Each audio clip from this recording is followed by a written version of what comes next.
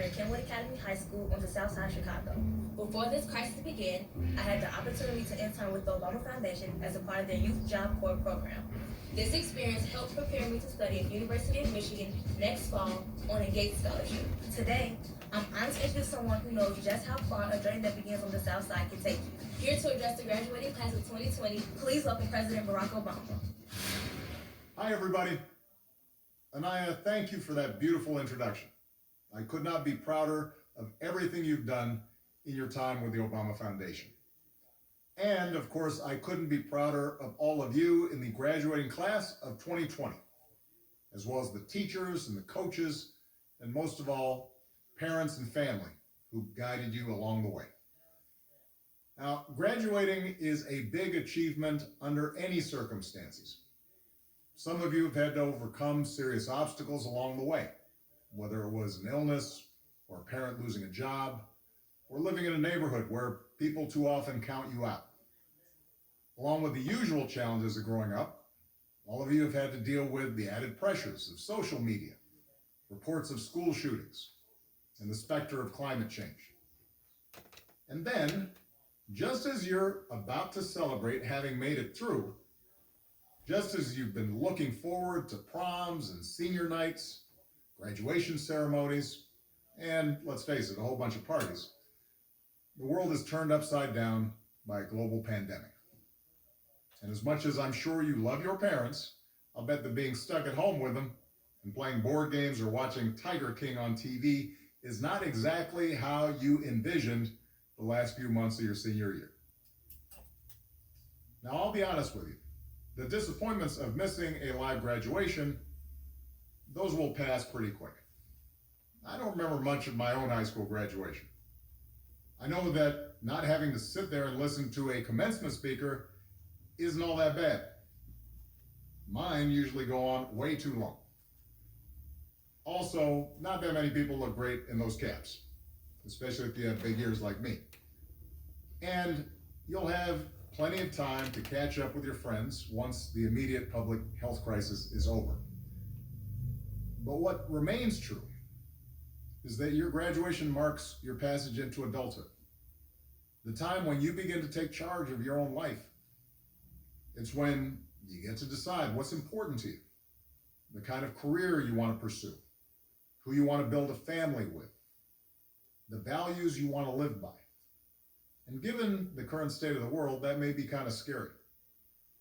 If you planned on going away for college, getting dropped off at campus in the fall, that's no longer a given.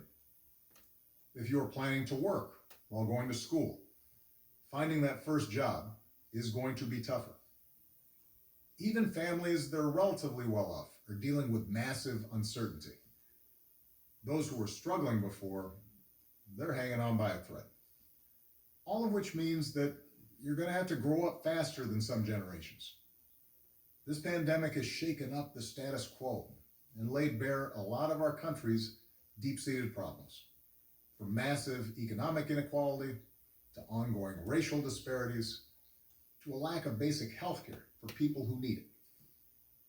It's woken a lot of young people up to the fact that the old ways of doing things just don't work.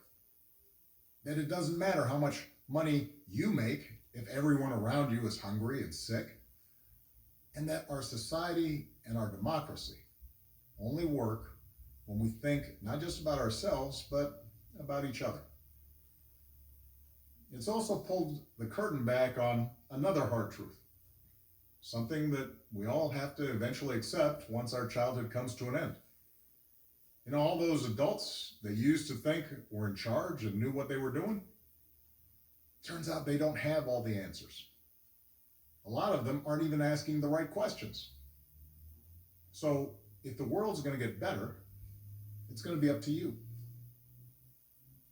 That realization may be kind of intimidating, but I hope it's also inspiring. With all the challenges this country faces right now, nobody can tell you, no, you're too young to understand, or this is how it's always been done. Because with so much uncertainty, with everything suddenly up for grabs, this is your generation's world to shape. Since I'm one of the old guys, I won't tell you what to do with this power that rests in your hands, but I'll leave you with 3 quick pieces of advice. First, don't be afraid. America's gone through tough times before. Slavery, civil war, famine, disease, the Great Depression, and 9/11. And each time, we came out stronger. Usually because a new generation, young people like you, learned from past mistakes and figured out how to make things better. Second, do what you think is right. Doing what feels good, what's convenient, what's easy, that's how little kids think. Unfortunately, a lot of so-called grown-ups, including some with fancy titles and important jobs, still think that way, which is why things are so screwed up. I hope that instead you decide to ground yourself in values that last, like honesty, hard work, responsibility, fairness, generosity, respect for others. You won't get it right every time. You'll make mistakes, like we all do. But if you listen to the truth that's inside yourself, even when it's hard, even when it's inconvenient, people will notice. They'll gravitate towards you. And you'll be part of the solution instead of part of the problem. And finally, build a community. No one does big things by themselves. Right now, when people are scared, it's easy to be cynical and say, let me just look out for myself, or my family, or people who look or think or pray like me. But if we're going to get through these difficult times, if we're going to create a world where everybody has opportunity to find a job and afford college, if we're going to save the environment and defeat future pandemics, then we're going to have to do it together. So be alive to one another's struggles. Stand up for one another's rights. Leave behind all the old ways of thinking that divide us. Sexism, racial prejudice, status, greed, and set the world on a different path. When you need help, Michelle and I have made it the mission of our foundation to give young people like you the skills and support to lead in your own communities and to connect you with other young leaders around the country and around the globe. But the truth is, you don't need us to tell you what to do, because in so many ways, you've already started to lead. Congratulations, class of 2020. Keep making us proud. Thank you to President Obama and to all the educators, community leaders, talented artists, family members, and especially to the students who came together to create this tribute to the class of 2020. Happy graduation. Wow, you guys did it. Good night. Hey, class of 2020, we're the Jonas Brothers. All of you have accomplished so much so far, and we wish you all the best in everything that's ahead of you. Congratulations to all the seniors, and now let's party!